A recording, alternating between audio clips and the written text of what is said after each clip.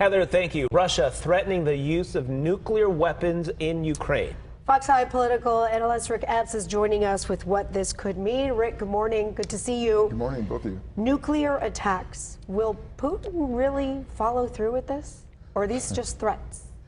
You know, honestly, I would say it's more of a threat, a veiled threat, and partially because of the fact that Russia operates also with the same sort of mentality regarding nuclear deterrence that we do, which is sort of a mutual, ours is based on what we call the MAD theory, mutual assured destruction. So that basically that simply means if you launch one weapon at us, we're going to launch 10 weapons at you. We have a second strike capability. We're not a first strike nation, so we will respond. But I would also say to you that because of that, this is what keeps us in this state of balance, is because of the fact that we recognize that if we go to war, then the world is ending, you know, in that situation. So everybody makes veiled threats, you know, but the risk of using it would be catastrophic, and that's why it's impossible normally, I would say, unless it was something really traumatic, that it would actually ever happen. And you mentioned the U.S. would never start something like this, but they would have to respond. Yeah. Would they? Well, I mean, there's so many little things to look into here in terms of what kind of nuclear weapon, where, but you just hear nuclear weapon, you say, well, yeah, but what are those little points and details that we have to know about whether or not the U.S. is going to respond with a nuclear weapon against Russia? You're talking next level stuff right there. Yeah, well, National Security Advisor made just a comment the other day, and he said that if Russia attacked Ukraine with a nuclear weapon, that the response would be, he didn't use the word, you know, reprisal with nuclear weapons, but he said catastrophic. Wow.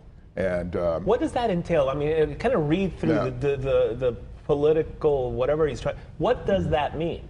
Well, it can mean a couple different things. And he wouldn't say, and I understand why he can't say. It's, you know, that's sure. He doesn't want to scare everybody to death.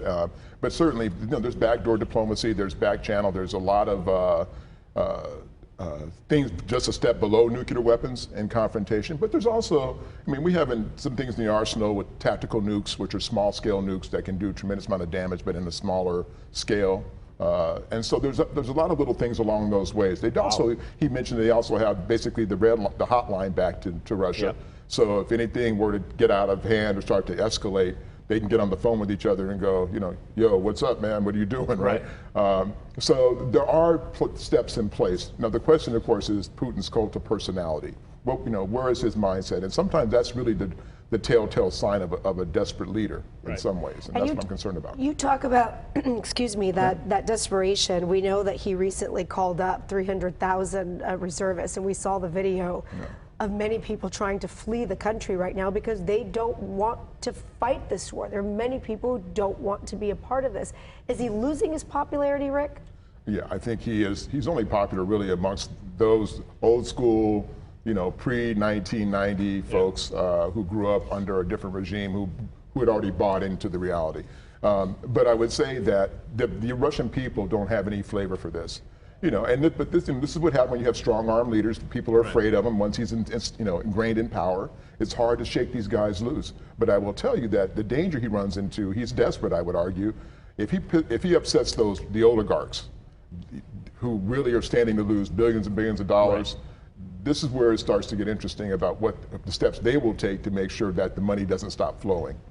The odds of him losing power and the chances for diplomacy still having a chance. Thoughts?